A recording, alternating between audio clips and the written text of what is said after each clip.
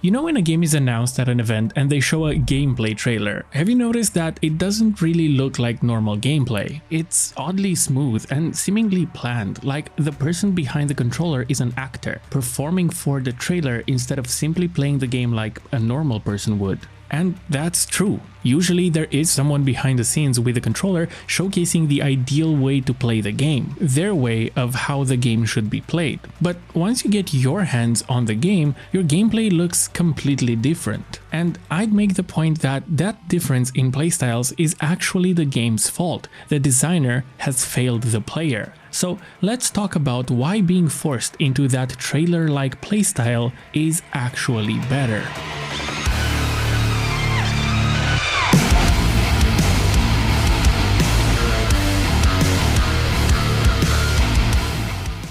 I'm aware that this video will rely a lot on Doom examples, but I'll try my best to sneak in other games as well. So Doom Eternal was announced in 2018. The truth is, when we showed it at QuakeCon, that was me playing.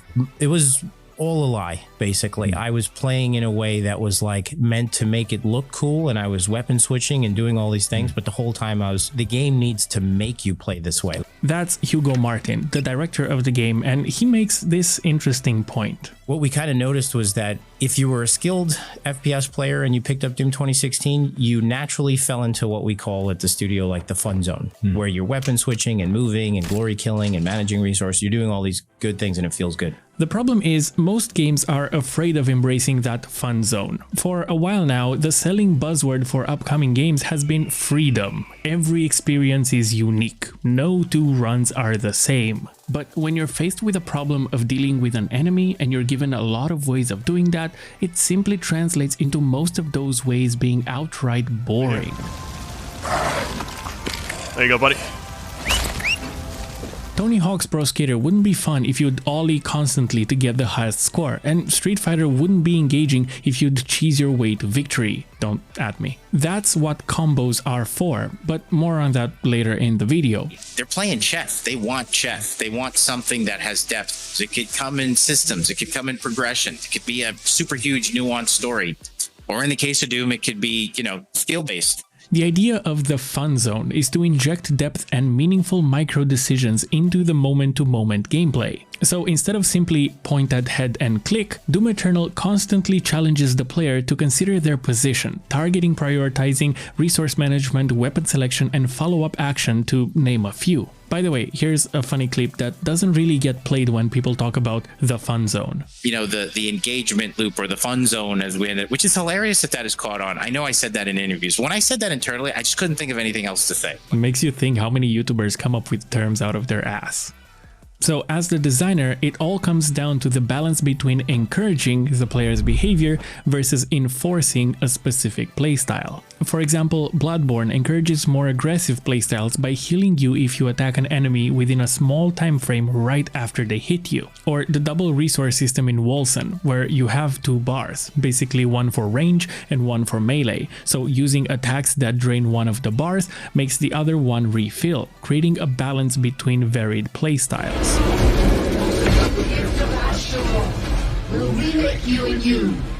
On the other end of the spectrum, closer to enforcing playstyles, you have Transistor, where your abilities get permanently deleted when you die, forcing you to change your approach. Or Assault on Android Cactus, where your battery is constantly draining and you must pick up refills from dead enemies in order to stay alive.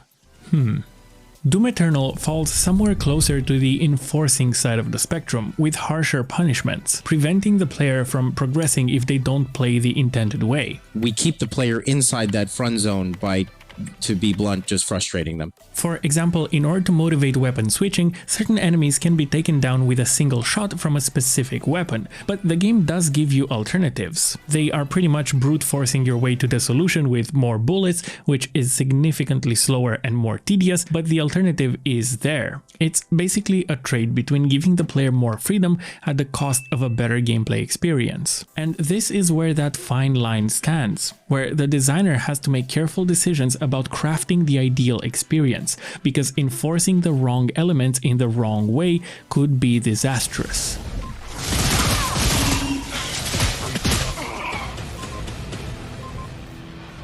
And I hear you, enforcing is bad, but not all the time. This is a weird tangent, but bear with me. In 1960s, players were constantly crowded under the backboard because slam dunks were the main way of scoring points, which didn't make for a very interesting game to watch. In the very beginning, there wasn't even any dribbling. Imagine spectating a game like that. So the Basketball Association had to come up with a good way to make the game more engaging to spectate. The first thought that came to mind was to remove something, to ban slam dunks, which didn't really go that well. And after some more thought and dumb ideas like including bear wrestling to spice up the halftime show, the decision was made to add a new rule, the 3-point shot. This was a high-risk, high-reward type of move which acted as a positive reinforcement instead of the negative ban approach. It looked impressive to spectators, but even better, it was preferred by the players, which made it a staple rule that is still present in basketball today.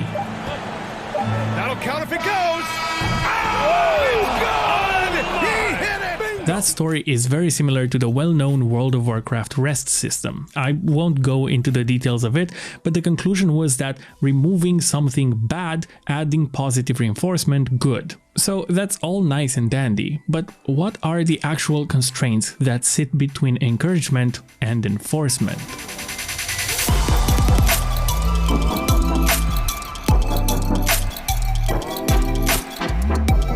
There is a popular quote that shows up in every game design video essay. Given the opportunity, players will optimize the fun out of a game. Like upgrading your strength in Deus Ex so you can carry a turret around, pulverizing enemies in the process while being shielded from their bullets. Or another example would be noob tubing in Modern Warfare.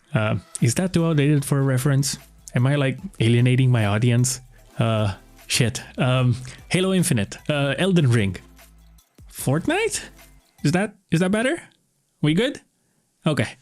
So that quote came from Soren Johnson, the co-designer on some of the Civilization games, and the other designer, Sid Meier, added that one of the responsibilities of designers is to protect the players from themselves. In bullets per minute, a game all about rhythm, your actions like shooting, reloading, and dodging must be synchronized with the beat. Otherwise, you're punished by your score multiplier resetting.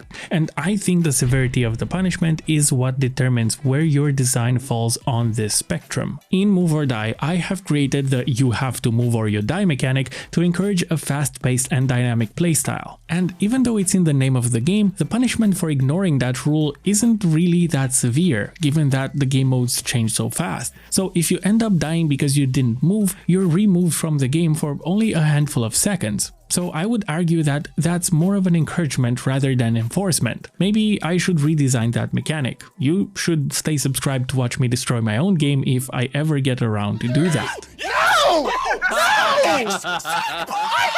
Oh shit, I'm falling! Fuck! No, I can't blast! The leg of my chair broke off.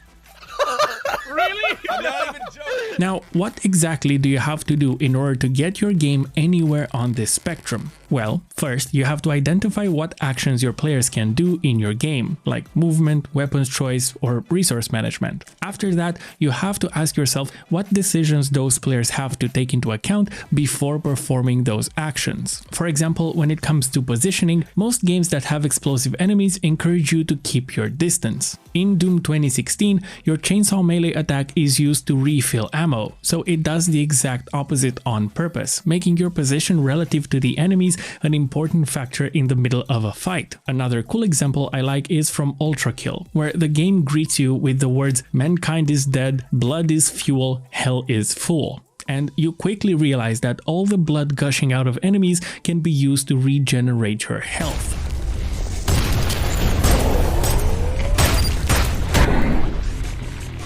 Oh, also, it's published by New Blood. Very relevant. So, if positioning is concerned with where you are, movement would be the focus of how you get there. In Doom Eternal, the meat hook was introduced, yet another grappling hook we've seen in many games before, but it was implemented with intent. Like the conversation around the meat hook was, hey, most meat hooks, it'll pull the enemy towards you, but not in Doom. Doom, you move towards the enemy and you have the physics to allow yourself to throw yourself up in the air and to the side. That just emphasizes one of the core pillars of the fun zone of Doom Eternal, which is movement. Titanfall, Get to the Orange Door, and Ghost Runner are all good examples of games that put a lot of thought in their player movement, but I'll leave those topics to Funky. Now, when it comes to weapon switching, as the designer, you have to make sure that every weapon in your game serves a purpose. In Doom 2016, you start off with a pistol, because it's the unwritten law of game design tropes, and shortly after you get your first real weapon, you never have an actual need for that pistol anymore. So if you want your players to think critically about weapon switching, try to avoid situations where the player simply finds an objectively better weapon, removing any reason to go back to any of the previous weapons. The box is awaiting your attention! Lady Luck, be kind. Doom Eternal deals with this by designing each enemy to have a weak point that is exploitable with a specific weapon, pushing the player to constantly make micro decisions about switching their weapons on the go. Even the small creeps that pose no threat have a purpose, acting as ammo and overall resource refills. That aspect was also tweaked in one of the later expansion packs, but you get the point. They also prioritized the Funzone type of gameplay at the cost of gradual tutorialization, showing players exactly how to take advantage of those weak spots through a pretty invasive pop-up, which is something I talked about in this video. So I'm going to contradict my past self and say that in the interest of enforcing a better playstyle, those pop-ups are justified. Please don't clip this. So those player actions we've covered are pretty much a direct way to influence playstyles in the encourage and enforce spectrum. But what about pushing players towards the fun zone with other complementary systems?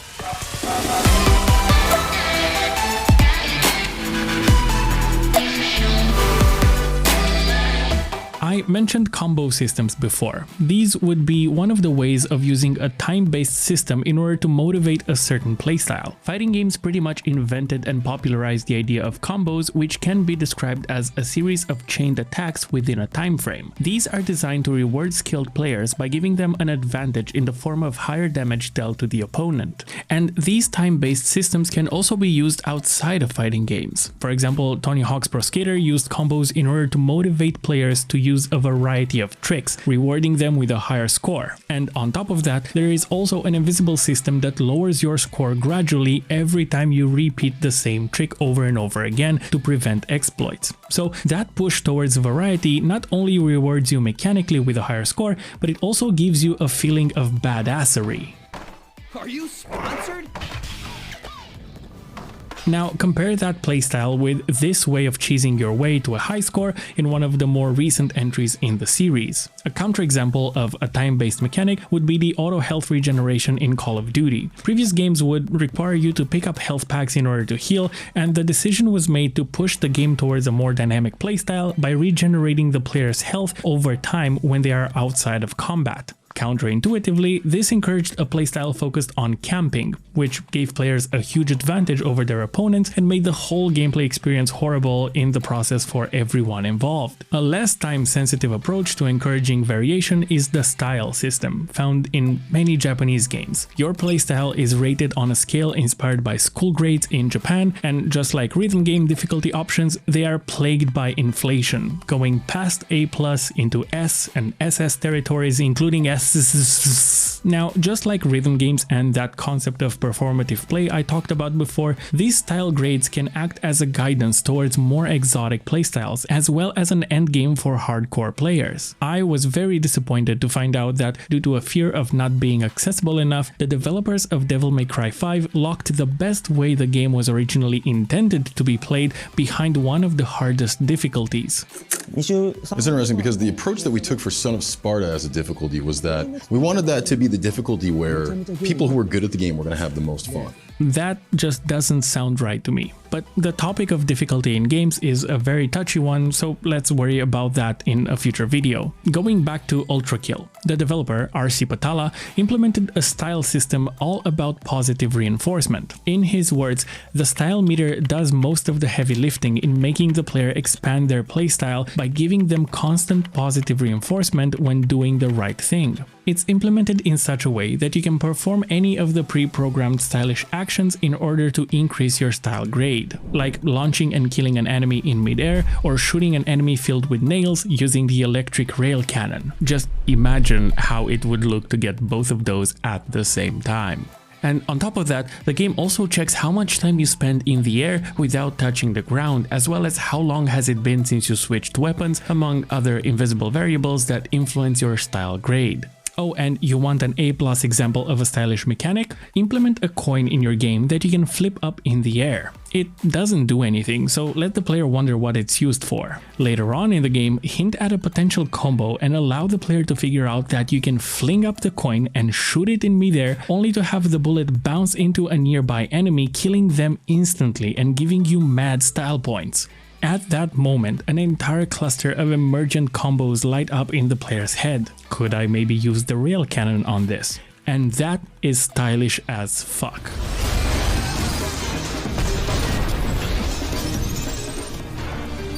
This is an interesting approach of presenting the player with a curated move list that allows for emergent stylish Funzone behaviors. It's just risky to assume that players will willingly adopt those playstyles. For example, this is how I played Dishonor, one of my all-time favorite games. I chose the non-lethal ghost approach of sneaking everywhere, and as soon as a guard saw me, I had to quick load from the last checkpoint. It was fun, but it wasn't this fun. You're looking at gameplay footage from someone on YouTube much more skilled and creative than me. Now, those were a handful of examples I am personally familiar with when it comes to encouraging versus enforcing playstyles, and I'm aware enforcing a playstyle is generally considered to be a no-no, but I'm curious why, because when it works, it works. I mean, can we have a discussion about your thoughts on this whole Funzone concept in the comments? Because I would honestly absolutely love that. Or if you happen to know any other example that fit on this spectrum, please let me know. I'm constantly going back and reading comments from previous videos to add to my personal notes on those topics.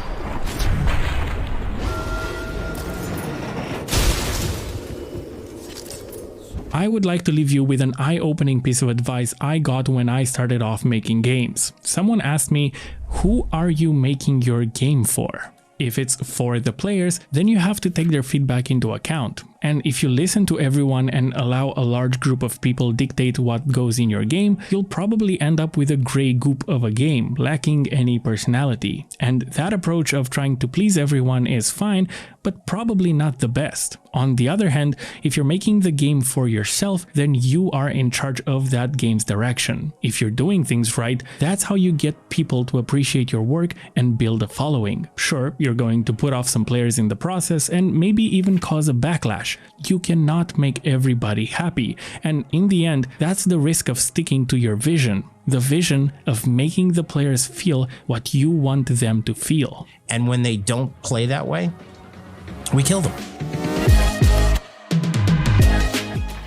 So I started getting email offers from sponsors, and so far I have declined around $9,000 worth of deals. I'm not sure if this is the right decision in the long run, but it feels like the right thing to do right now. So please help me offset that big gap in my wallet by supporting this channel on Patreon. Even though I'm the voice you hear, there are some awesome people helping me with editing and backend management, and I'm not letting them work for free. So running this channel gets expensive really fast. Link is in the description, and for the cost of a discounted game, you get to see these videos before they go public, access to a hidden private Discord channel, and I'm even thinking about making and sending some merch goodies to all the Patreons in the near future.